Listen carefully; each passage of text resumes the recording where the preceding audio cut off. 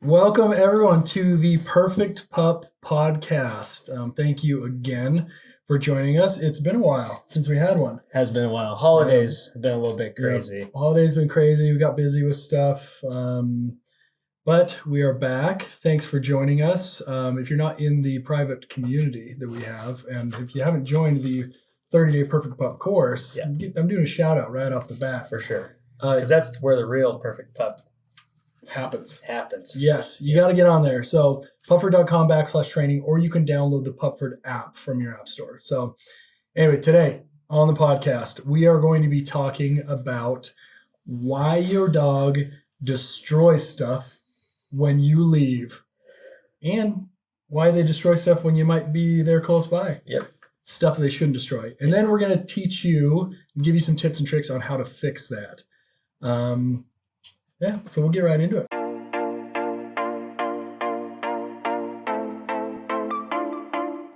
For today's pup dates, I actually really love this one. So by now you've probably heard about all the fires that are happening in Australia. Thoughts and prayers with everyone who's in Australia. It's terrible. It's really bad. I think that it's getting a little bit better. I think they've gotten some rain recently, but still it's very bad. Yeah.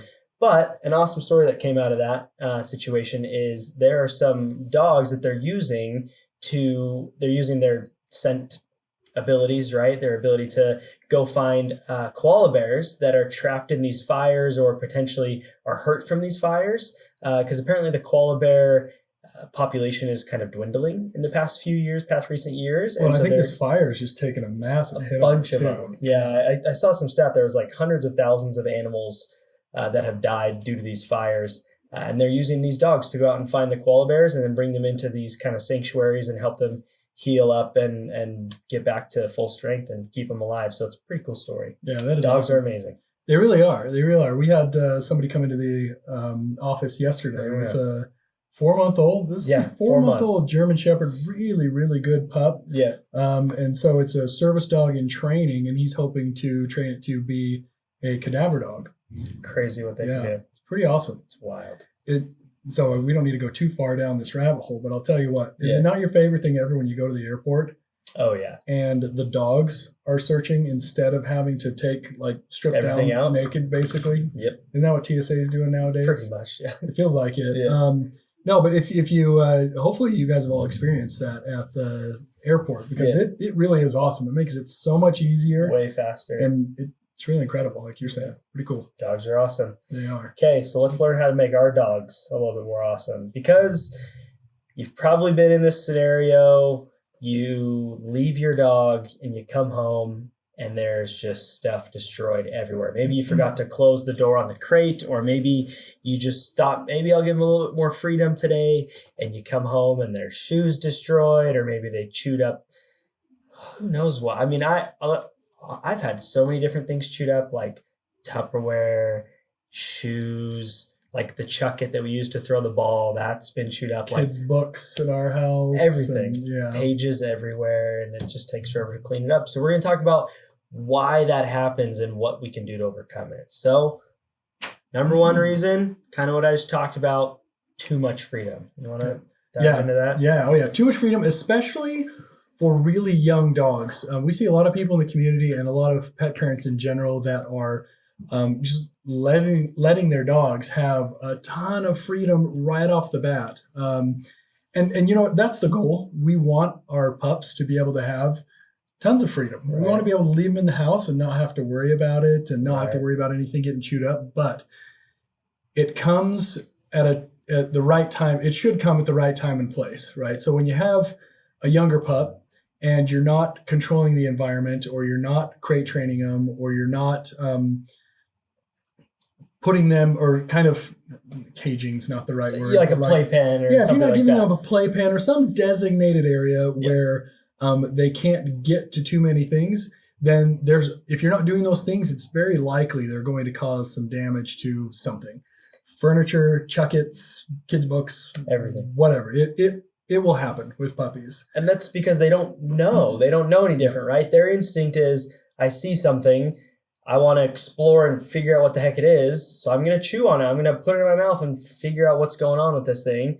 And if they're able to chew on it, that's like a reinforcement for them. They're Yeah. like, this is great. I like Yeah. chewing on this. It's kind of helping me pass the time while I'm bored here at home. And they don't see a problem with it. They don't understand, oh, that's my human shoes. That's something expensive. They don't get that. And so really, I want to just expound on that point of like, if you're going to go the route of like a playpen or just a puppy proof room, you got to get everything out. Anything that you don't want to be destroyed should not be left with your dog in that secured area. Yep. Period. Like, because they'll get to it probably. And again, the first 3, 4, 5, 6 months when they're learning like what's proper chewing behavior, they're just going to explore and chew on things and rip stuff up. It's totally natural. You can't blame them. Yeah. So that's why we're big proponents of crate training. Yeah. And one side of it is you don't want your stuff ruined. The other side is you want to keep your dog safe. For sure. Because if they chew the wrong thing, if it's an electrical cord or something that has an ingredient in it that's not good for them, or I mean, they're chewing up a box of raisins or something, they're going to have trouble. You know, that has the potential to cause a lot of harm for your pup. Excuse me. So there's 2 burps right in a row. I am gross. It's all right. Sorry, everybody. Happens. Diet Coke. Yeah, Do that to you. Diet Coke did it. I feel like we're all friends here. We can. We can talk about Diet Coke burps, right? But yeah, so one, it's to keep your stuff from getting destroyed. 2, it's to keep your pup safe. So if you aren't crate training your pup, we would highly recommend it. It's a great way to give them a place to be safe. And if you do it right, it's going to be their den, their cave, their home. They're going to feel safe. They're going to feel secure there. So we have a lot of people actually around the world who are curious about crate training because there are certain countries that it's not allowed. It's not allowed or where it's just not accepted. And so we get some questions in the community, but everything that we've seen with our own dogs and with people in the community is that if you do it right, it is a phenomenal way to keep your pup safe and also give them a really nice, safe place to where they feel comfortable. Yeah. And if you're not going to use a crate or you don't want to for any reason, at least use a playpen or some type of, or, have a room that's just for your dog and puppy proof it like crazy. So that's how you fix that problem. You give less freedom. And I know that sometimes it seems harsh, but in the beginning, it's the best route to make sure that your dog doesn't get into things they shouldn't and also learn bad behaviors that you don't want them to acquire. So that's that first one there. The next one, not enough exercise. I think we've talked about this on every single podcast we've done, right? Probably so, because exercise will play a part in fixing pretty much, I mean, you could almost say any behavioral problem. Outside of like aggression and like resource guarding those. But even then, a tired pup is a good pup. Yeah, in a lot of cases. Yeah, for sure. And so that's why we talk about it every time, because it's important. So here's what happens, I think, a lot for a lot of us pup parents. I think we've all been guilty of this. I know I have. You wake up in the morning, maybe you snooze too many times, and you're like, oh, crap, I got to get to work. I got to get to school, whatever it might be. And you think, oh, I'll exercise my pup when I get home or when I get home for lunch. Like, it's just a couple hours. It'll be fine. And so we leave them, and they basically go, they wake up, you feed them, maybe take them out to go to the bathroom, and then it's like, all right, time to just hang out for a few hours. And I think it's a little bit too much to ask of our dogs, right? Like put yourself in that situation. It's just boring. Yeah. Like you'd probably be like going crazy, looking for things to do or chew or just pass the time. And so that morning exercise is going to be such a vital way to make sure that they're just getting their wiggles out, and they're going to be more likely to just kind of be relaxed and calm when you do leave them home. For whatever amount of time you're leaving. Yeah. And if for whatever reason you just can't exercise in the morning or it doesn't work with whatever schedule you might have, just make sure you get it in at some point. I think for puppies, especially, that morning exercise is really, really important. But for your dog throughout their life, it will also be just help so much for them if they get that exercise at some point, just so that it tires them out, just wears them out. There's a direct correlation between Doris's behavior and how much she potentially chews on things. 100%. Yeah, if she's not getting enough exercise, Yeah. we know, because more things get chewed on, or more prone to jump, or more prone to like doesn't act be as well going when wild. guests come. Yeah. All kinds of stuff. And so on top of the physical exercise, like what we've been talking about, the mental exercise as well. I think there's so many opportunities for us to engage our dogs in mental exercise. I'll probably throw a link in like the notes of this episode on some different links on where you can find ideas for exercising your dog's brain and them physically, because the mental exercise as well, it kind of just goes back to, they're going to be less bored, less likely to find things to destroy or chew on. And so giving them that mental exercise, and in a lot of cases, you can find ways to do it at mealtime. So even if you're in a time crunch, you can put part of their meal in a Kong, or you can use puzzle feeders. Those types of things are going to help just kind of like get their brain going. Yeah. Make it so they're less bored. Yep, for sure. Cool. So we good on that one? Yeah. Anything else I think that's, we could talk about the need for exercise a trillion times, and we probably will. Yeah. But yeah. And you won't regret it. For sure. Yeah. It'll. I don't know why that was. You won't regret it. I was going to say something else, but it came out just weird in my mouth. And so it was like just such a statement. Yeah. I thought there was more coming. You won't regret exercising your dog, guys. Trust me. All right. Point number 3 is anxiety and stress. Yeah. So there are some dogs that are just more prone to being anxious, to being stressed out. So you want to keep an eye on that. And if your dog's getting enough exercise, if their amount of freedom is controlled for how old they are, and they're still destroying things, this is probably something that you'll want to look at. You'll want to determine if maybe they're stressed out, maybe they're anxious. And at that point, we would recommend talking to a vet, or talking to your vet, or talking to a local positive reinforcement trainer to help you determine, or a behaviorist to help you determine if those are the issues that you're seeing. And some of them are going to specialize in anxiety and stress and those specific behaviors. So sometimes you can, especially if you live in a bigger city, you'll probably have someone who specializes in anxiety, dog anxiety and stress. So we're bringing in a professional for sure, because if nothing else, they'll be able to help you figure out, okay, this is actually anxiety, or maybe it's the other things, like you said. Maybe they just need more exercise, or they're a little bit bored, or they haven't been taught proper chewing behaviors yet. We actually offer a course as well on our website. It's called Happily Home Alone Pup, and it'll kind of help you in those beginning stages of figuring out, like, okay, how do I figure out if this is anxiety/stress? What steps can I start taking to resolve it? Because here's the thing: is anxiety and stress. It's a lot more than just your dog being bored. It is.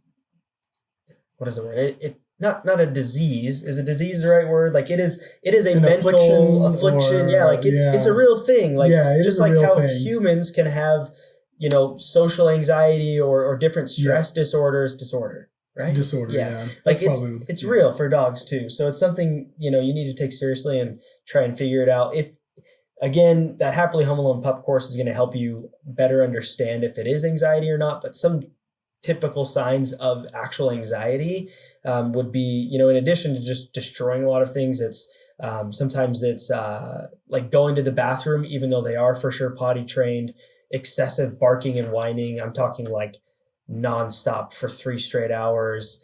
Oftentimes like clawing at the door, trying to get out or trying to find you, those types of things. Those are just a few. We're not separation anxiety experts, but those are just a few of the things that you can look out for and kind of see if maybe your dog is showing those signs. Yeah. And that, just to second that Happily Home Alone Pup course, it does a really good job of helping you diagnose the issues. Yeah. And then starting to give you some solutions on that. As far as stress goes, a lot of times you'll be able to see things that might be stressful in your dog's life. And that's a good step you can take as well, is how do you remove those stressful things from your dog's life? Maybe there's a little kid that's bothering them too much, or maybe the neighbors are banging on the fence and that's causing them stress and anxiety, or there are some things you'll be able to see that you can help remove automatically. But then there are a lot of cases where it is just kind of a disorder, and they're, we need to help our pups understand how to deal with that struggle, basically. Definitely. So those are the 3 main points. I mean, honestly, there might be a few other reasons why your dog's destroying things, whether you're there or not. But those are the three big ones.